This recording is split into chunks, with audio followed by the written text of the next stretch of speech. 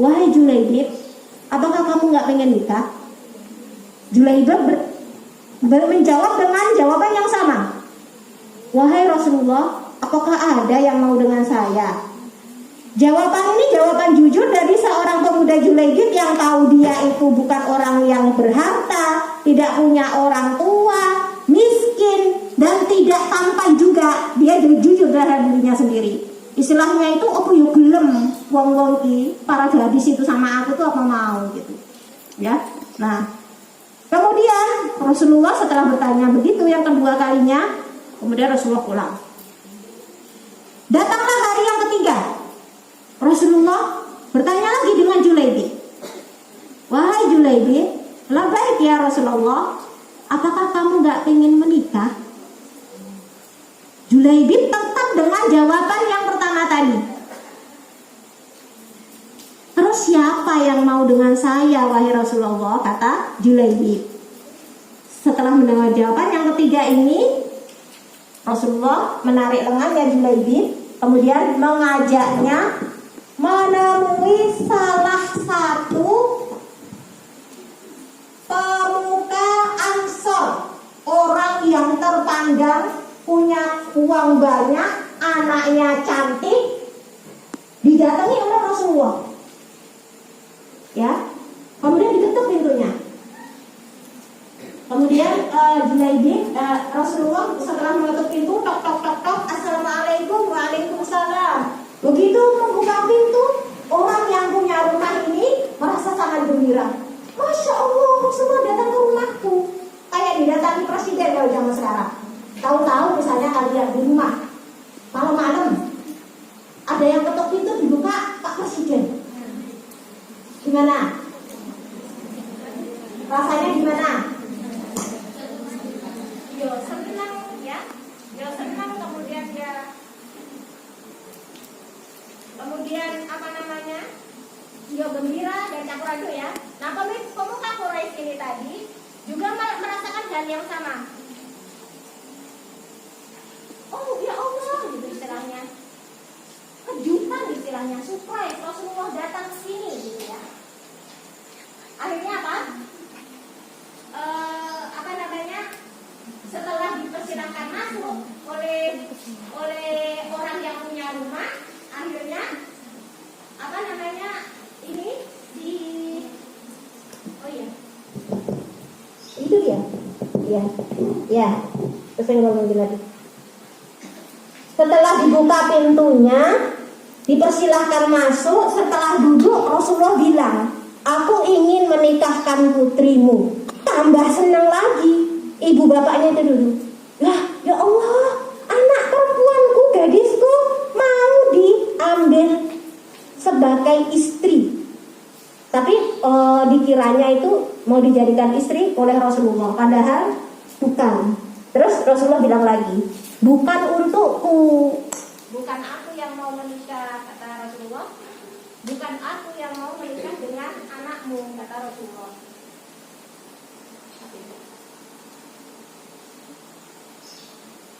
Bukan aku yang mau menikah dengan anakmu, kata Rasulullah. Kemudian anak apa tadi namanya, orang yang punya rumah itu terus gimana ini?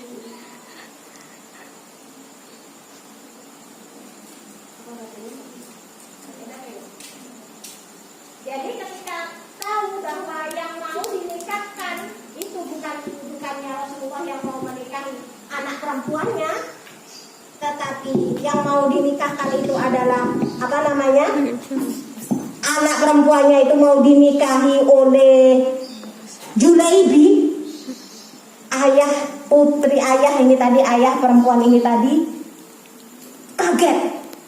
Aduh, Julaibib gitu ya istilahnya ya. Kok Julaibib sih gitu. Terperangah, merasa apa namanya? Merasa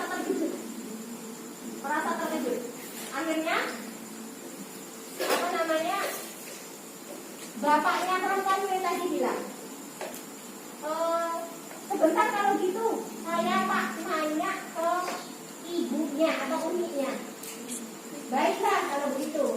menunggu bapaknya itu ngomong sama ibunya di dalam. Anak kita itu mau dijodohkan dengan Julaibib, boleh enggak? Ibunya bilang apa? Masa sih dengan Julaibib? Istilahnya gitu. Masa sih dengan Julaibib? Atau agak mendekat ke sini? Masa sih dengan Julaibib gitu? Terus akhirnya, iya begitu kata Rasulullah. Ya, coba kita tanyakan anaknya ini, anak perempuannya ini dengar. Anak perempuannya ini tadi dengar dari dalam kamar. Siapa yang mau dinikahkan dengan aku? Gitu kata anak perempuannya. Kalau dia itu memang perintah Rasulullah, maka aku menerima. Masya Allah ya, ini anak perempuan soleh sekali ya. Dia itu sudah tahu Julaibib itu bukan idaman perempuan. Gak ada orang yang mau suka dengan Julaibib. Tapi Rasulullah loh ini yang mau menikahkan. Jadi dia itu walaupun gak senang diterima. Oh gak apa-apalah kalau aku mau dinikahkan dengan Julaibib, kalau itu memang perintah Rasul. Kalian ingat yang sudah hafal surat Al-Ahzab ayat 36? Bunyinya begini. Wa ma kana lil mu'minin wa la mu'minatin idza qadallahu wa rasuluhu amran ay yakuna lahumul khiyaratu min amrihim. Kalau Allah itu ya sudah memerintahkan wa ma kana lil mu'minin, tidaklah seorang mukmin, seorang mukminah, orang yang beriman jika perintahkan atau ditentukan suatu perkara kok milih, nggak perlu, nggak boleh, ya wes diterima aja. Akhirnya perempuan yang salihah ini tadi menerima lamaran Julaibib yang dia tidak suka, tetapi yang nyuruh Rasulullah.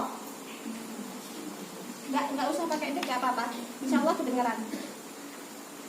Ya, kemudian Julaibib jadilah menikah dengan perempuan tersebut, dinikahkan. Kemudian saking baiknya perempuan ini tadi, Rasulullah doakan untuk anak perempuan ini tadi, semoga Allah memberinya rahmat dan memudahkan urusannya, kata Rasulullah. Juga didoakan oleh Rasulullah perempuan yang salihah ini tadi. Terjadilah pernikahan antara Julaibib dan perempuan yang salihah ini tadi. Tapi para santriwati sekalian, saat malam pertama pernikahan mereka, tadi siang nikah, malam datanglah panggilan ke medan jihad. Julaibib tidak berpikir lagi, langsung mengambil senjatanya dan maju ke medan perang. Di sana Julaibib melawan musuh dengan gagah berani, tidak takut sama sekali. Musuh-musuh semuanya mati di tangan Julaibib. Tetapi pada perang tersebut Julaibib pun ikut gugur sebagai syahid. Ya, belum sampai jadi pengantin baru. Dan kemudian setelah perang berhenti, Rasulullah bilang kepada para sahabat, wahai para sahabat, apakah kalian kehilangan seseorang? Ada yang kurang orang ini? Kalau para sahabat ini ada yang kurang enggak? Gitu. Rasulullah tanya, kehilangan seseorang enggak sih? Gitu. Para sahabat tanya-tanya, enggak ada wahai Rasulullah, kami utuh, gitu ya. Terus kata Rasulullah kemudian berkata lagi, adakah kalian kehilangan seseorang? Rasulullah itu punya kebiasaan kalau bertanya itu sampai 3 kali. Terus para sahabat itu mulai ragu, siapa ya saya belum ke absen gitu ya. Oh, enggak ada wahai Rasulullah, kata para sahabat. Kemudian bertanya sekali lagi, wahai para sahabat, apakah kalian kehilangan seseorang? Baru mereka berpikir, siapa wahai Rasulullah yang tidak kami temukan? Dia adalah Julaibib. Julaibib itu ditemukan di pojokan sana jauh, mati syahid ya, terkapar, dikelilingi oleh 7 musuh yang mati karena dia yang menyerang, yang maksudnya membinasakannya itu Julaibib, dan di badannya itu penuh dengan luka. Badannya, mukanya semua penuh dengan bekas perang. Karena Julaibib adalah pemuda yang pemberani. Nah, itu tadi ceritanya. Julaibib itu mulia di hadapan Rasulullah dan Allah memuliakannya dengan kesyahidan. Jadi kalian, Ustazah pesankan, jangan melihat orang lain dari wajahnya. Wajah boleh tampan, wajah boleh cantik, tapi kalau tidak beriman tidak boleh kita pilih, ya, tidak boleh kita pilih. Karena wajah itu hanya pinjaman semasa di dunia.